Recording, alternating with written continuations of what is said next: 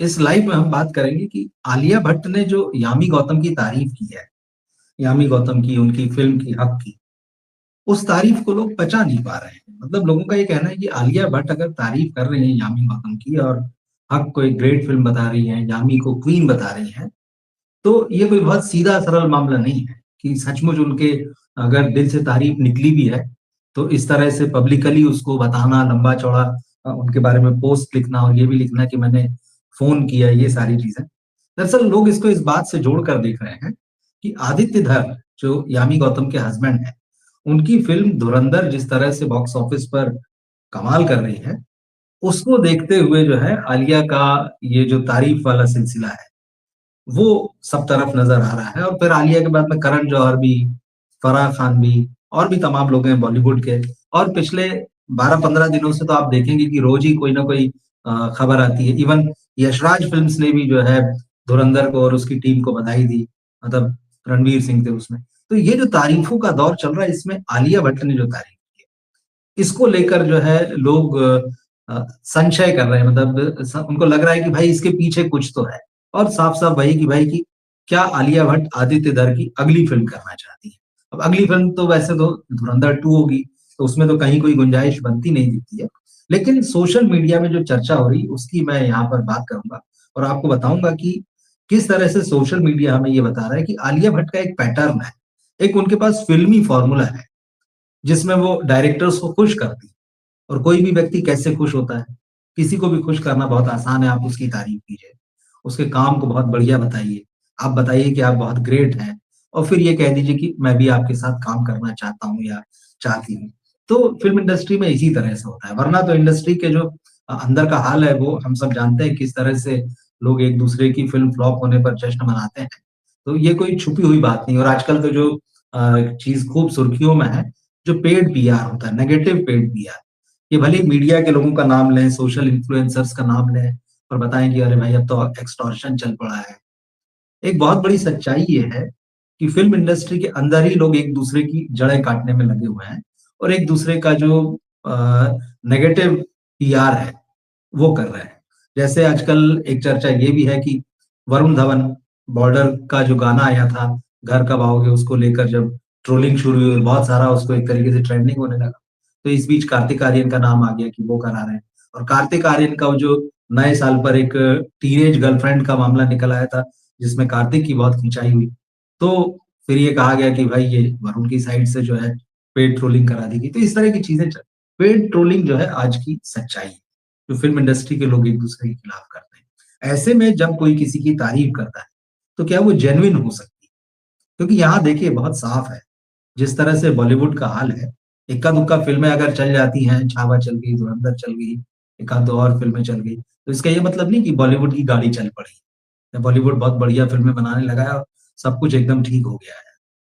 ऊपर-ऊपर दिखता है, ऊपर-ऊपर दिखाने की कोशिश होती है। और ये जो एक-दूसरे की तारीफ़ वाला मामला है, ये भी कहीं न कहीं उससे जुड़ा हुआ है कि भाई जिस व्यक्ति की फ़िल्म चल गई है, जिसकी तारीफ़ हो रही है, हम भी कहीं पीछे ना रह जाएँ उसको बधाई और शुभकामना देने में और एक धीरे से अपना जैक लगा लें कि भाई अगली फ़िल्म में ज़रा हमें भी याद रखना। तो आलिया भट्ट के बारे में ये क्यों कहा जा रहा है? आलिया भट्ट का करियर देखें तो बहुत लंबा नहीं है कायदे से। 2012 में उनकी पहली फ़िल्म आई थी स्टूडेंट ऑफ द ईयर और 2025 अभी-अभी गया, 26 तो आया ही है।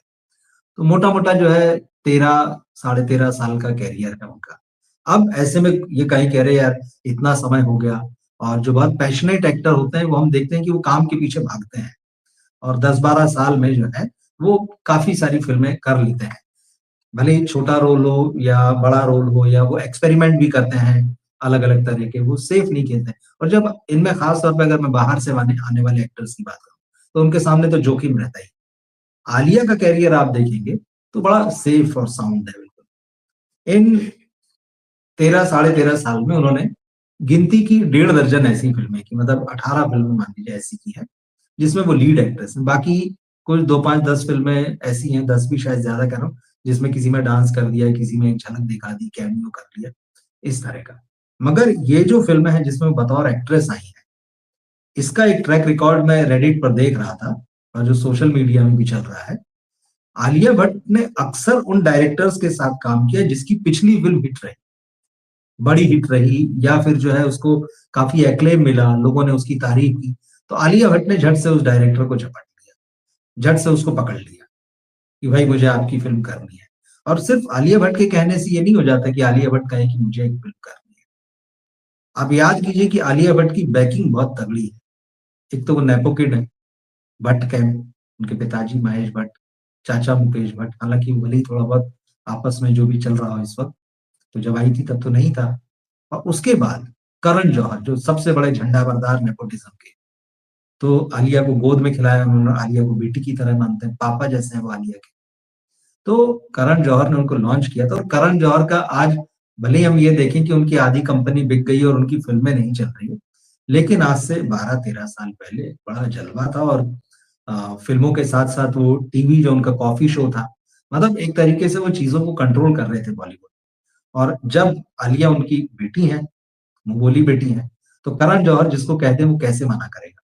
तो आलिया भट्ट की कुछ लगभग जो है 10-11 फिल्में ऐसी हैं जो उन्होंने उन डायरेक्टर्स के साथ की जिसकी पिछली फिल्म हिट थी, बड़ी हिट थी या बहुत क्रिटिकली एक्लेम हुई थी, बड़ी तारीफ हुई।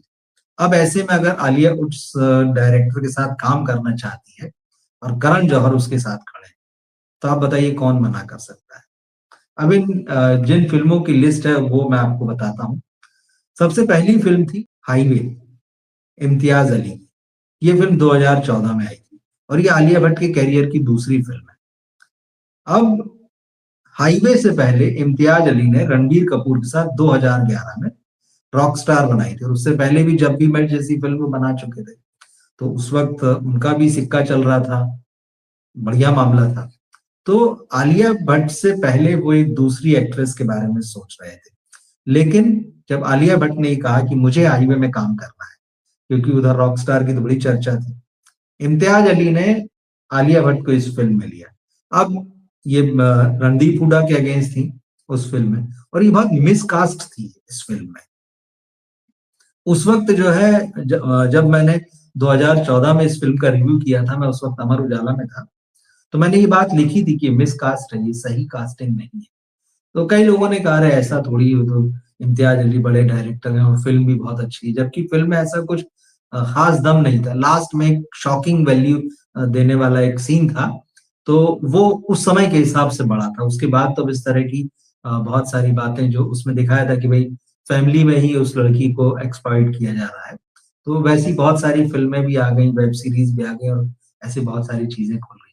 तो हाईवे में ये चीज थी। अब रणदीप के अगेंस्ट जो है 10वीं क्लास में पढ़ने वाली बच्ची जैसी आलिया भट्ट, मिसकास्ट। अब खैर, लेकिन जो हो गया, इम्तियाज अली ने उस समय भले ही इन्हें फिल्म में ले लिया, लेकिन आई थिंक 2024 या 25 में उन्होंने जब इंटरव्यू दिया, मतलब इस फिल्म के रिलीज होने के करीब 10 साल बाद, तो उन्होंने ये माना कि हाँ, ये कास्टिंग सही नहीं है। आप गूगल करके देखिएगा इसको, आपको मिलेगा इम्तियाज अली की का वो जो इंटरव्यू है, वो जो बातचीत है, तो उन्होंने माना। तो इम्तियाज अली ने 2011 में रॉकस्टार बनाई, उनकी अगली फिल्म हाईवे थी, उस जो 2014 में आई उसमें आलिया भट्ट। इसी तरह से विकास भट्ट ने 2014 में क्वीन बनाई। वो क्वीन कितनी बड़ी हिट फिल्म थी, जिसने कंगना रनौत का कैरियर बना दिया, जिसने कंगना रनौत को वाकई एक मतलब आप कह सकते हैं कि मुकाम पे पहुंचा दिया, नेशनल अवार्ड दिलाया उनको। जब 2014 में विकास बहल की ये फिल्म आई, तो 2015 में विकास बहल की फिल्म शानदार में आलिया भट्ट मौजूद थी। ये स्टूडियो फिल्म थी। तो आलिया भट्ट या तो करण जौहर की फिल्म में काम करती नजर आएंगी, या स्टूडियोज की फिल्म में काम करती नजर आएंगी। अब वो यशराज की फिल्म में नजर आएंगी। बहुत सेफ गेम खेला उन्होंने, या संजय लीला बंसाली की फिल्म है जो कि स्टूडियो से बैक होती है फिल्में। तो क्वीन 2014 में बनाई विकास बहल ने, 2015 में बनाई शानदार, आलिया भट्ट थी, शाहिद कपूर थे, फिल्म सुपर डुपर फ्लॉप हुई। इसके बाद शकुन बत्रा ले लीजिए, एक मैं और एक तू, जिसमें इमरान खान थे, करीना कपूर थी। ये करण जौहर कैंप की फिल्म। हालांकि इमरान का कुछ नहीं हुआ, वो कमबैक करने वाले इस फ्राइडे को।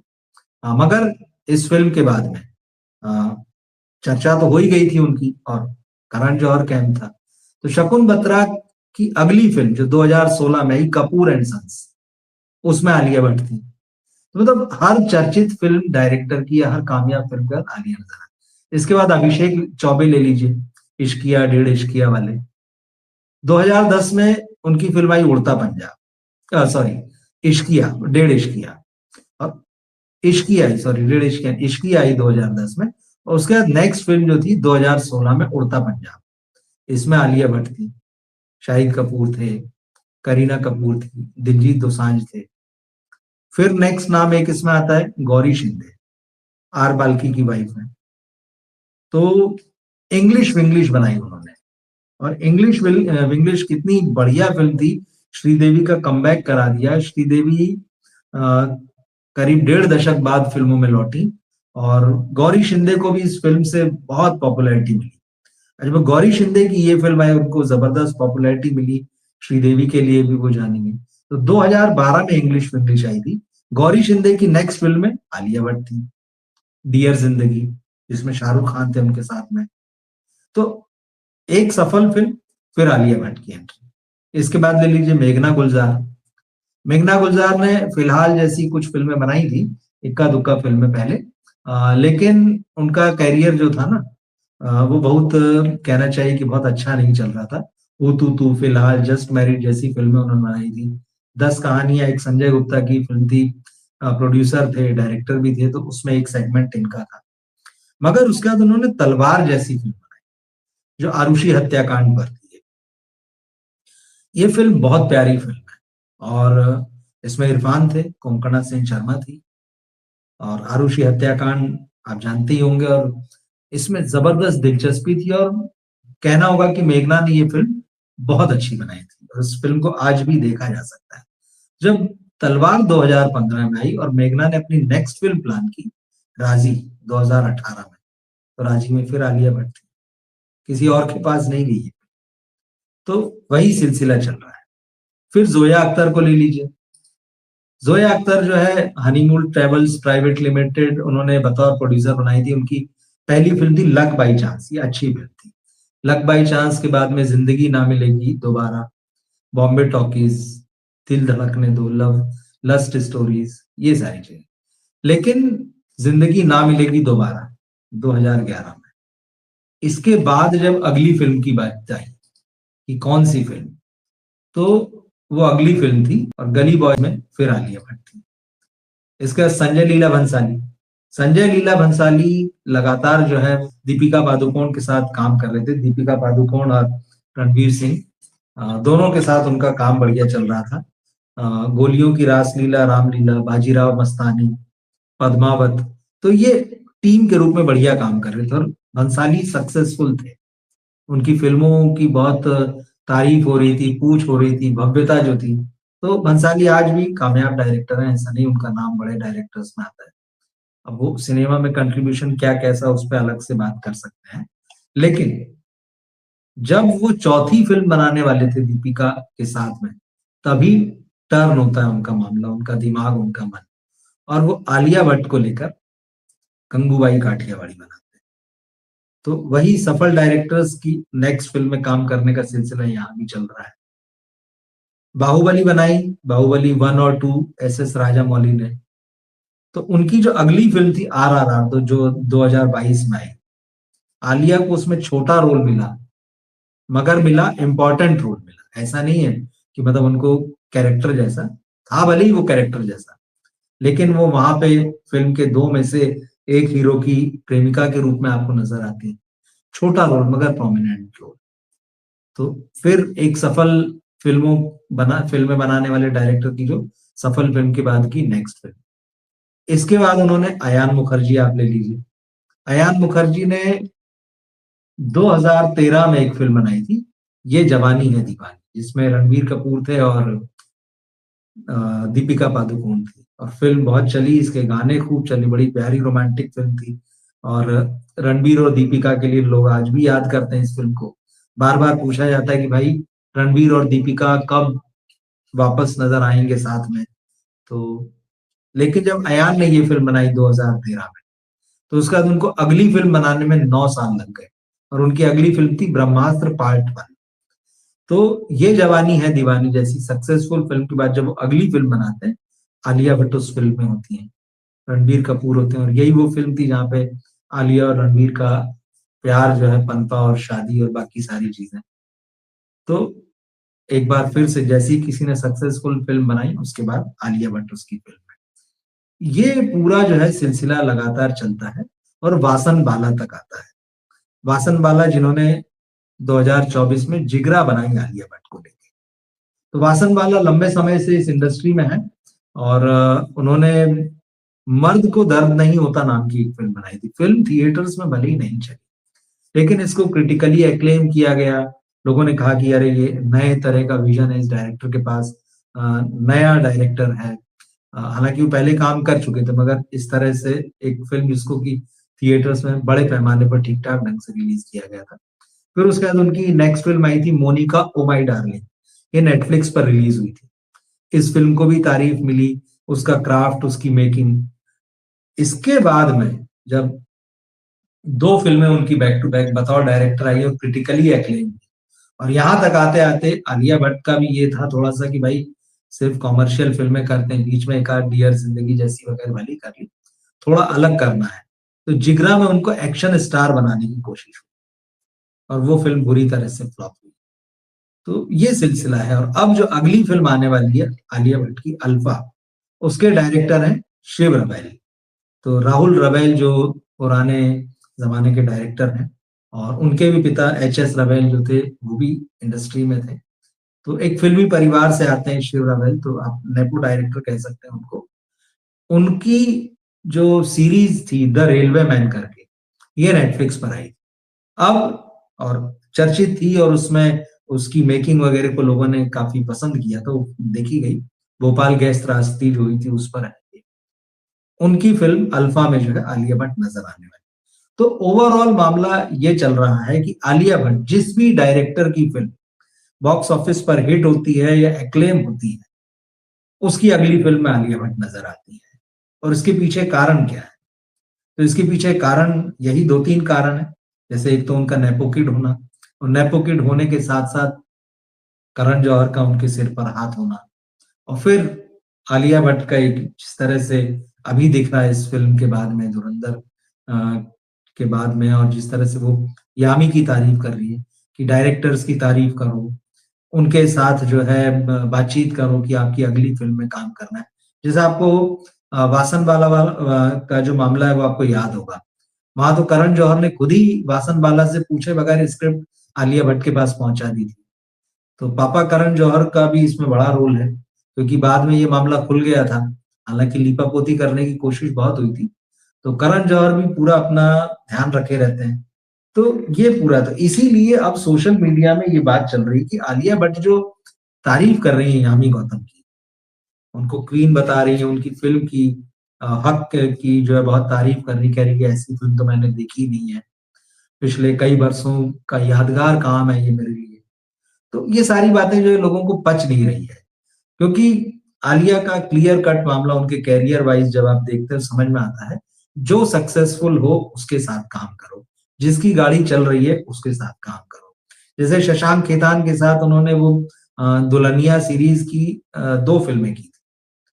लेकिन जैसे ही उसके बाद में शशांक खेतान का अ, ग्राफ नीचे आया, उनकी फ़िल्में फ्लॉप फ्लॉप होने लगी।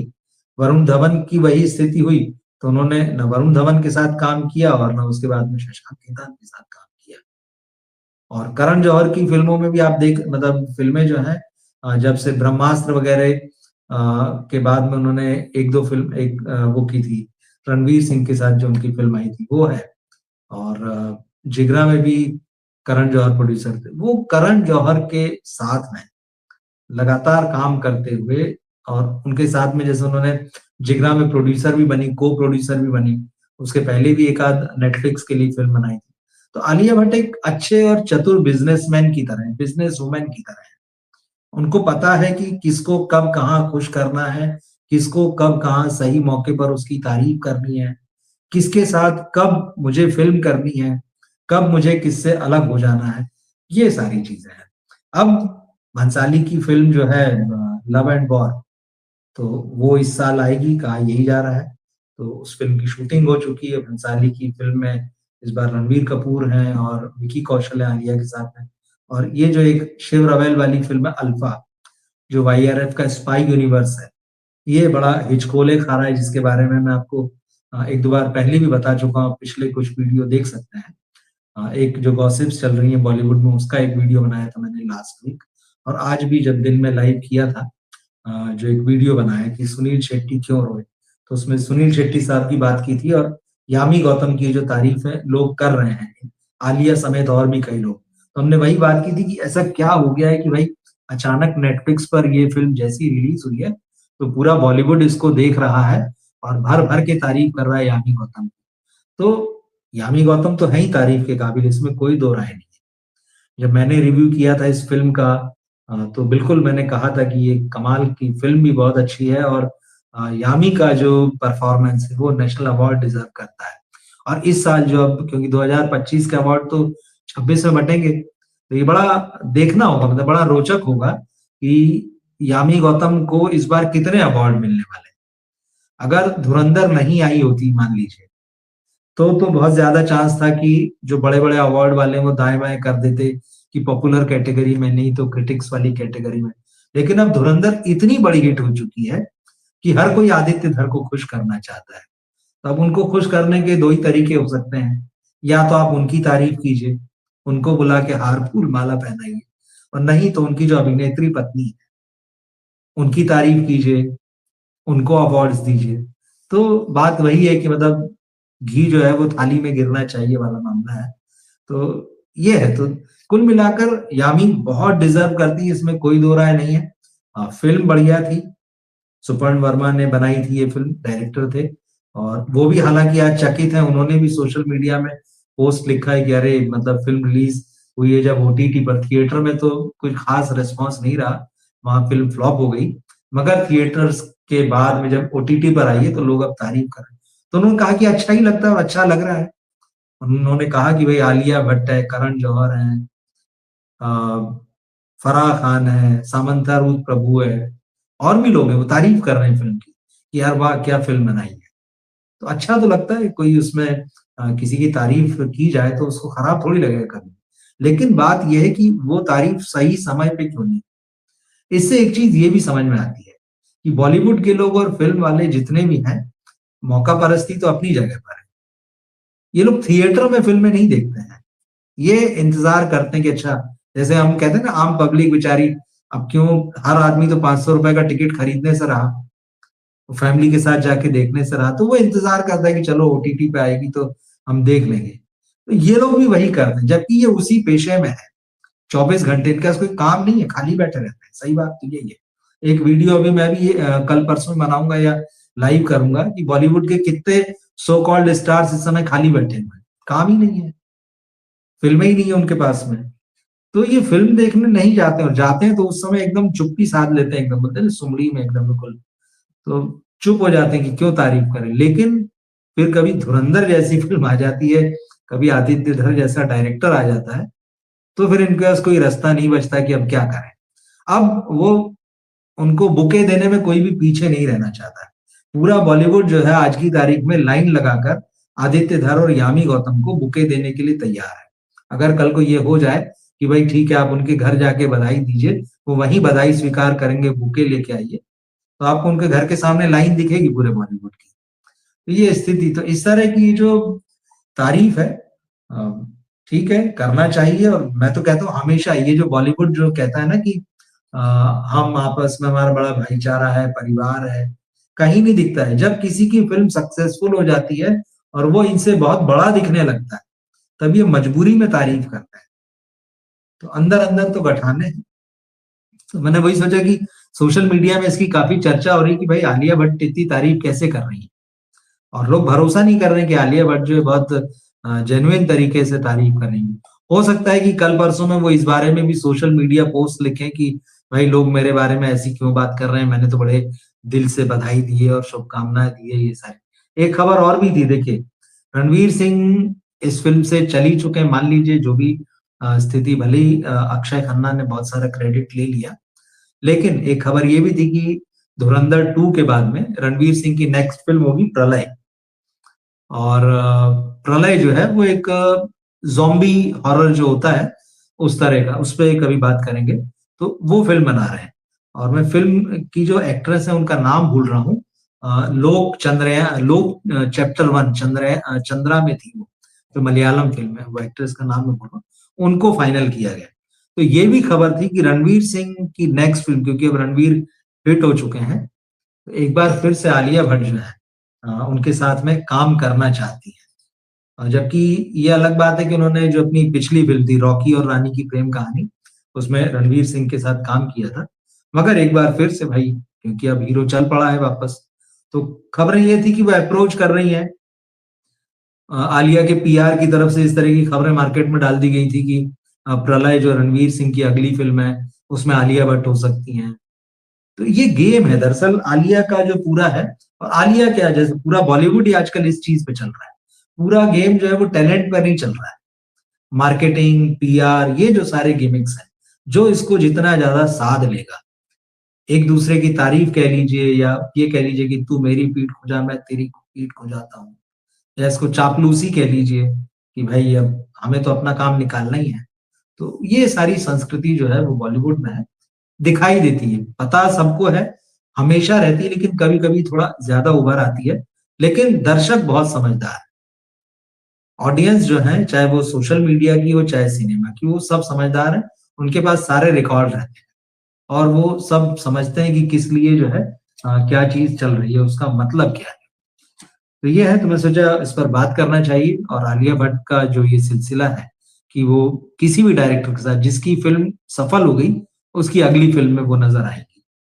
तो वही मैंने सोचा आपसे बात की जाए। तो आप बताइएगा कैसा लगा ये वीडियो, और इसे अपने दोस्तों और फैमिली फ्रेंड सर्किल जो है उसमें शेयर कीजिएगा। मिलते हैं फिर हम अगले किसी वीडियो या लाइव में। नमस्कार, शुभ रात्रि।